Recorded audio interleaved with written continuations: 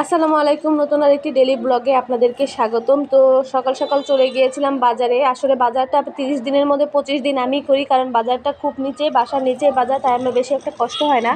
দুটো বাচ্চাকে সাথে নিয়ে বাজারে চলে যাই। এখান থেকে কিছু সবজি নিলাম, শাক নিলাম, সাথে কিছু আমি মাছও কিনে নিয়েছি। এখন এখান থেকে কিছু সবজি নিব। শীতের সময় কিন্তু সবজির বাজারে দেখে তাকালেই অনেক ভালো লাগে, তাই একটু ভিডিও করে নিলাম। সবজিগুলো দেখতে অনেক ভালো লাগছিল, অনেক ধরনের সবজি ছিল এখানে। আর এখানে আসার সময় ছেলের জন্য একটা খাবার নিয়ে নিলাম। ও বলছিল যে ললিপপ খাবে, এর জন্য ওকে একটা ললিপপ কিনে দিলাম।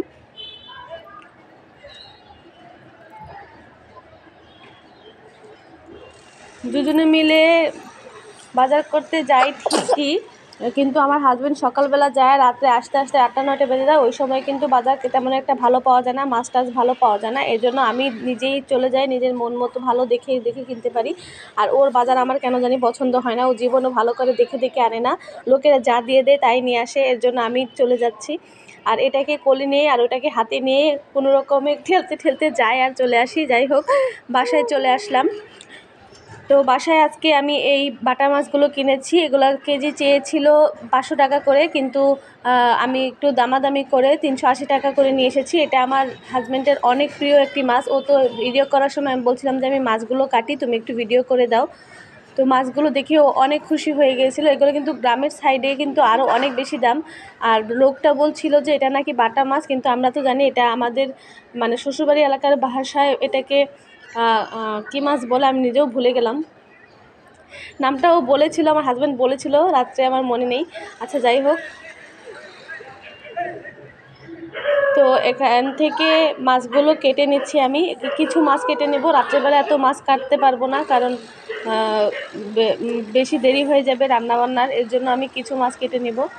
তো ও আমাকে দেখাচ্ছিল যে এই মাছগুলো নাকি এরকম মাথা বের করে, চোখ দুটো বের করে এরকম নদীতে ভাসে, দেখলে নাকি সাপের মতো দেখা যায়। তো এই মাছগুলো অনেক শক্ত হয়। ছোট অবস্থায় আমি এই মাছটা এই নিয়ে 2বার খেলাম। আর এগুলো মানে আমি যেটা খেয়েছিলাম বাসায়, ওগুলো এর সাইজের থেকেও ছোট ছিল। তো আজকে আমি কিছু পিঠা বানাবো, এর জন্য এখানে কিছু দুধ জাল দিয়ে দিচ্ছি। আর এখানে 1 কেজির মতো চাল ভিজিয়েছি, যেহেতু আমরা 2জন মানুষ, বাচ্চারা তেমন একটা পিঠা খেতে চায় না। এর জন্য চালগুলোও ভেঙে নিয়ে আসলাম, আমি নিজেই নিয়ে ভাঙিয়ে নিয়ে আসছি। আর আসার সময় এই একটা গুড় নিয়ে এসেছি, একটার দামই নিয়েছি 250 টাকা। আর মাছগুলো কাটার পর আমি এখন রান্না করে নিচ্ছি।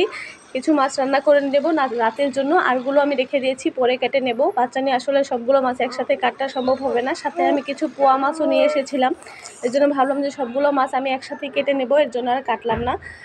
আর আমার কড়াই দেখে কেউ হাসবেন না প্লিজ। প্রত্যেক মধ্যবিত্ত ফ্যামিলিতে এরকম একটা কড়াই থাকবে, একবারে ট্রেডিশনাল, ননস্টিকের চাইতেও ভালো কাজ করে। তো এখানে আমি পিঠার খামির বানিয়ে নিয়েছি। এখানে আমি একটু অল্প করে এই এতটুকু দিয়েই আমি অল্প করে একটু চুষি পিঠা বানিয়ে নেব। আমাদের এটা এখানে ছই পিঠাও বলে, সোয়াই পিঠা বলে। তো প্রথমে আমি লতিগুলো করে নিচ্ছি।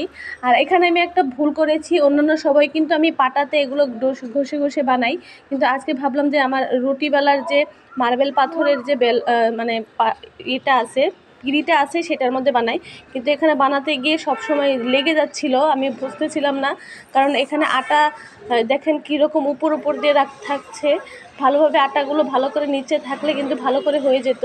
তো আমি কিন্তু সেরকম পারফেক্ট বানাতে পারি না, নিজের মতো করে।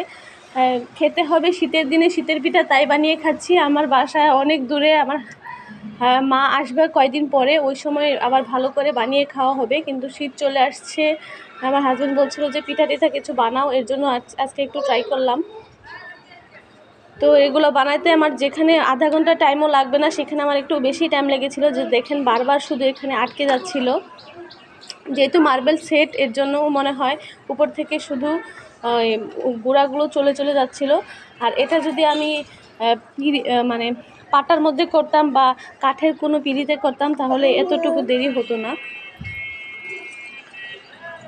তো পিঠার সাইজগুলো আমি এরকম করে দিই, অনেক অঞ্চলে অনেক বড় বড় করেও দেয়, আমাদের অঞ্চলে এরকম সাইজেরই দেয়। আমি কিন্তু পিঠা বানানোতে তেমন একটা পারদর্শী না, আগেই বলে দিচ্ছি। কেউ ভুল ত্রুটি থাকলে ক্ষমা সুন্দর দৃষ্টিতে দেখবেন। নিজের মতো করে নিজেরা খাওয়ার জন্য, 2জন মানুষের জন্য যতটুকু পারি করে নিচ্ছি। তো সবগুলো পিঠা বানানো শেষ, এইটুকুই পিঠা বানিয়েছি। এটা এখন আমি দুধের মধ্যে দিয়ে দিব। আর এখানে আমি কিছু দুধের মধ্যে গুড়টা গুলিয়ে নিয়েছি। আর এখানে আমি কিছু চিতই পিঠা কিনে নিয়ে এসেছিলাম, বানাইনি কারণ বানাইতে গেলে অনেক ঝামেলা লাগবে, এর জন্য চিতই পিঠার মধ্যেই আমি দুধ ঢেলে দুধ চিতই বানিয়ে নেব। আর এখানে প্রথমে আমি দুধ ঢেলে দিচ্ছি, দুধের মধ্যে কিন্তু আমি একটু চিনি দিয়ে দিয়েছি। আমার হাজব্যান্ডকে বলছিলাম ভিডিও করতে, তো ওনার সাথে দাঁড়াইতে গিয়া আমার দেখেন ভালো করে দেখতে পারি না, মোবাইলের দিকে তাকাইছিলাম, তাই কতগুলো দুধটা পড়ে গেল। তো অল্প কয়েকটা পিঠা ছিল, যার জন্য এই ছোট বাটিতে দিলাম। এখন আমি গুড়টাও মিশিয়ে নিচ্ছি। মাশাআল্লাহ গুড়টা অনেক ভালো ছিল। দোকানদার বলছিল যে 2 ক্যাটাগরি গুড় আছে, কোনটা নেবেন? আমি বললাম যে কোনটা ভালো, যেটা দিলে দুধটা ফেটে যাবে না সেটা দেন। উনি বলল এটার দাম একটু বেশি হবে। আমি বললাম যে দাম বেশি থাকলে সমস্যা নেই, আপনি এটাই দিয়ে দেন। তো ওনার কাছ থেকে নিয়ে এসেছি, এর আগের গত শীতেও ওনার কাছ থেকে নিয়ে এসেছিলাম। গুড়টা ভালোই ছিল, এবারের গুড়টাও ভালো আছে, কোনো দুধের পিঠা কোনো ফেটে যায়নি। এখন আমি চুষি পিঠার জন্য সেই দুধটা রেডি করে নিচ্ছি। আসলে পিঠা সবাই বানাতে পারে, তো ডেলি ব্লগ হিসেবে আজকে আমি কী করলাম এর জন্য এটা শেয়ার করছি। এটা আমি কোনো রেসিপি দিচ্ছি না, কারণ আমি নিজেই পারি না কীরকমভাবে বানাতে হয়, নিজেরা খেতে হবে, তাই একটু বানিয়ে নিলাম।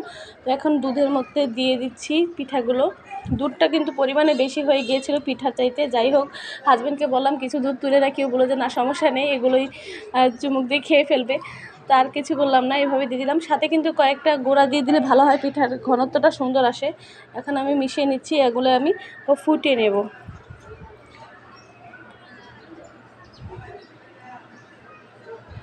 আর উপরে যে ছানার মতো দেখতে পাচ্ছেন, এটা কিন্তু দুধ ফেটে যায়নি, কারণ এই দুধটা আমি অনেকক্ষণ ধরে জাল দিচ্ছি। উপর দিয়ে অনেক সর পড়েছিল, সেই সর সহই আমি দিয়ে দিয়েছি, যার কারণে এরকম হয়েছে। তো আমি এটা ভালো করে ফুটিয়ে নিচ্ছি, ফুটিয়ে তারপর এটা আমি ঢেকে দেব। আর অন্যদিকে আমার চিতই পিঠাটার মধ্যেও দেখেন দুধ অনেকটাই খেয়ে ফেলেছে, তো আমি এটা এখানে আরেকটু দুধ দিয়ে দিচ্ছি। তো এটা হচ্ছে সকালবেলা ভিডিও, হাজব্যান্ড অফিসে যাবে, তো ওকে বললাম যে ভাত খাবা নাকি পিঠা খাবা? ও বললো যে ভাত খাওয়ার দরকার নেই, সকালে পিঠায় নাস্তা হিসেবে খেয়ে যাই। তো আমার চুষি পিঠা এরকম হয়েছিল, আমি একটু দুধ নামিয়ে রেখেছিলাম, আর এটা হচ্ছে সেই দুধ চিতই পিঠা। তো আজকের ভিডিওটা এই পর্যন্তই। যাদের কাছে ভালো লেগেছে অবশ্যই চ্যানেলটিকে সাবস্ক্রাইব, পেজটিকে ফলো দিয়ে পাশে থাকবেন। ধন্যবাদ।